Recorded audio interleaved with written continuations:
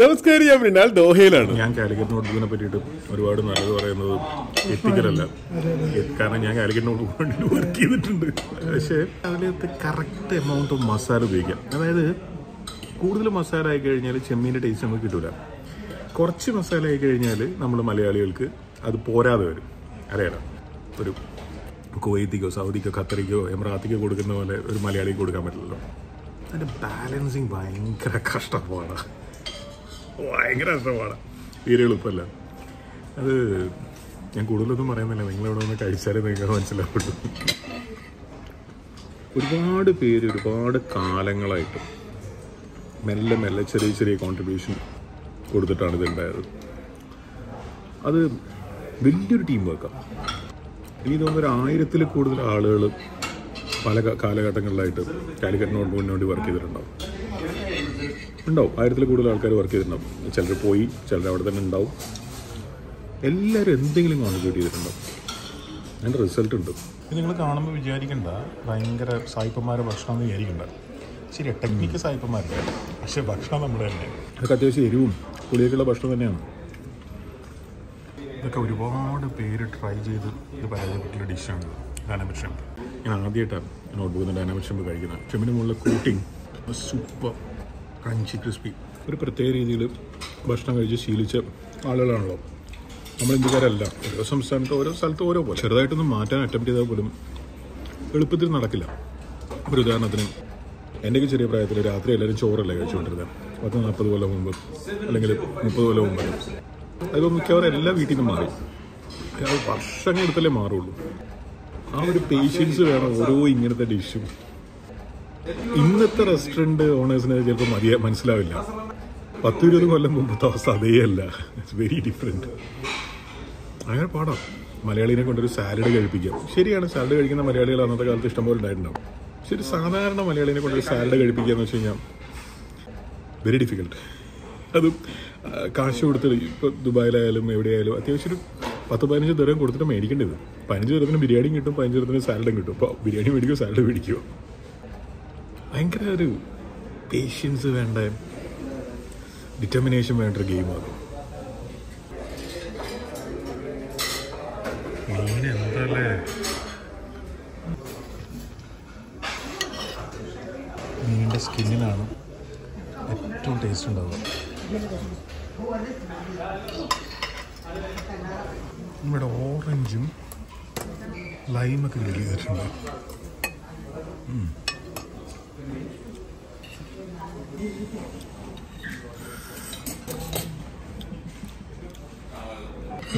Taste എനിക്ക് ഭയങ്കര ഇഷ്ടപ്പെട്ടു. ഇതിൻ്റെ മസാലയും എക്സാക്ട് ബാലൻസിലാണ്. അതായത് മീനിൻ്റെ ടേസ്റ്റ് നമുക്ക് അറിയുകയും ചെയ്യാം, എന്നാൽ ഒരു മലയാളിക്ക് ഇഷ്ടപ്പെടുന്ന മസാലയാണ്.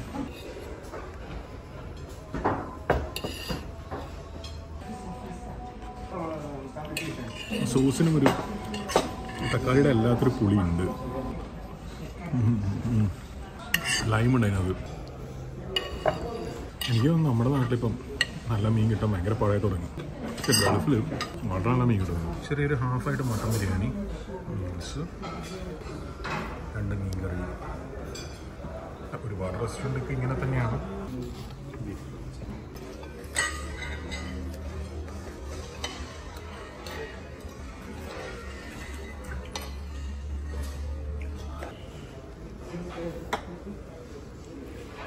അപ്പോൾ ചിലപ്പോൾ നിങ്ങൾ ചോദിക്കും, ഇതിപ്പോൾ എല്ലാ റെസ്റ്റോറൻറ്റിൽ പോലും ഇങ്ങനെ തന്നെയല്ലേ?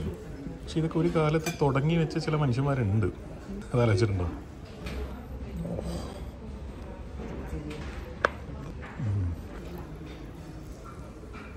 എന്താല്ലേ ഈ ബിരിയാണി വിളമ്പുന്നത് ഒരു കലയാണ്. കാരണം അതിൽ കറക്റ്റ് മസാല ഉണ്ടാവണം. കൂടിപ്പോയാലും കുടുങ്ങിപ്പോവും, കുറഞ്ഞു പോയാലും കുടുങ്ങിപ്പോവും.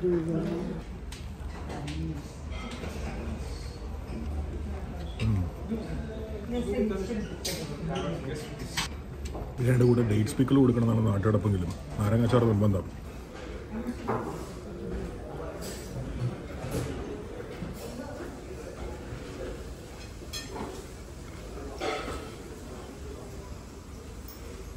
മുത്ത് പോലത്തെ അരിയല്ലേ.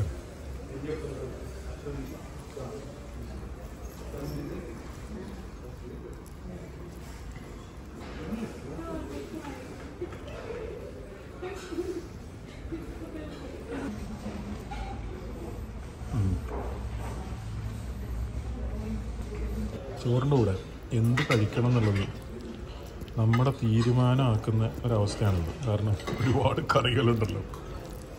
അതിൽ നോട്ടത്തിൽ കൊള്ളാവുന്നതെന്ന് തോന്നിയ സാധനങ്ങൾ ഞാൻ സെലക്ട് ചെയ്ത്.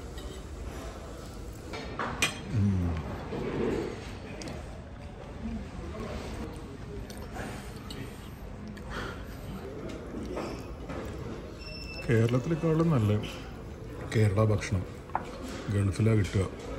ഇത് പണ്ട് നമ്മൾ തമാശക്ക് പറയുമായിരുന്നു. പക്ഷേ അത് കൂടുതൽ കൂടുതൽ സത്യമായി മാറിക്കൊണ്ടിരിക്കുക.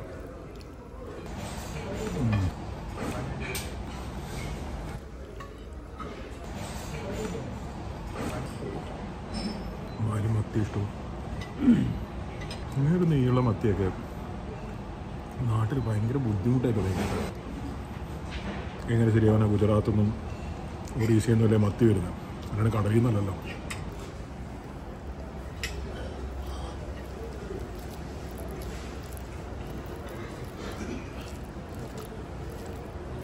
ഒത്ത് കൂടിപ്പോയാവോ.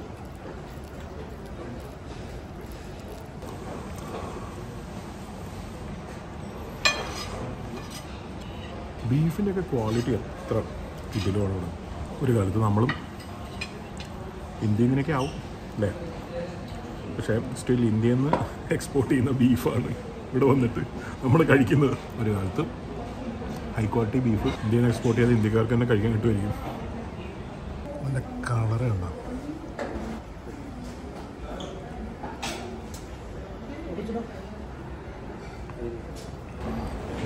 നമ്മുടെ നാട്ടിലൊക്കെ ഭൂരിഭാഗം റെസ്റ്റോറൻറ്റ്സ് മത്തിയൊന്നും കൊടുക്കില്ല.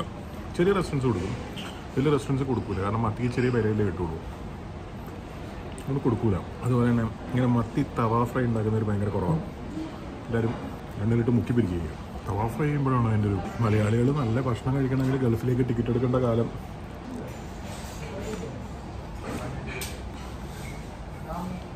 വിദൂരമല്ല. നമുക്ക് പ്രതികാരം ചെയ്യാം. അറബികൾക്ക് നല്ല അറേബ്യൻ ഭക്ഷണം കഴിക്കണമെങ്കിൽ കേരളത്തിലേക്ക് ടിക്കറ്റ് എടുക്കണം എന്നുള്ള അവസ്ഥ ഉണ്ടാക്കാം. മുളക് കറിയാണ് മീൻ്റെ.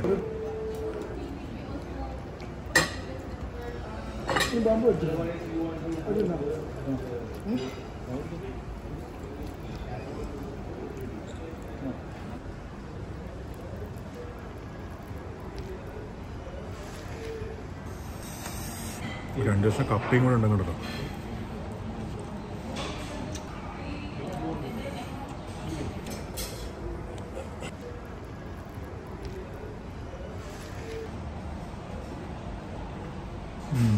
ഇത് ബിരിയാണിൻ്റെ കൂടെ ഉള്ളതല്ലേ? ഇതിനോട് നമ്മൾ ബിരിയാണീൻ്റെ കൂടെ കൊടുക്കുന്ന ഫ്രീ. ബിരിയാണി കഴിക്കുന്ന ആൾക്ക് പിന്നെ ആകെ വയറിലെ സ്ഥലം ബാക്കിയുണ്ടാവുക ഇത്തിരി മധുരം കഴിക്കാനാണ്. ആ മധുരവും ഫ്രീ ആയിട്ട് കൊടുത്തു കഴിഞ്ഞാൽ പിന്നെ അയാൾ എന്ത് ചെയ്യും ഒന്ന് ആലോചിച്ച് നോക്കണം. ഇതൊരു ബ്രില്യൻ്റ് ഐഡിയ. ഐസ്ക്രീമല്ല, അതിൻ്റെ അടിയിൽ ബീട്രൂട്ട് വെച്ചത്.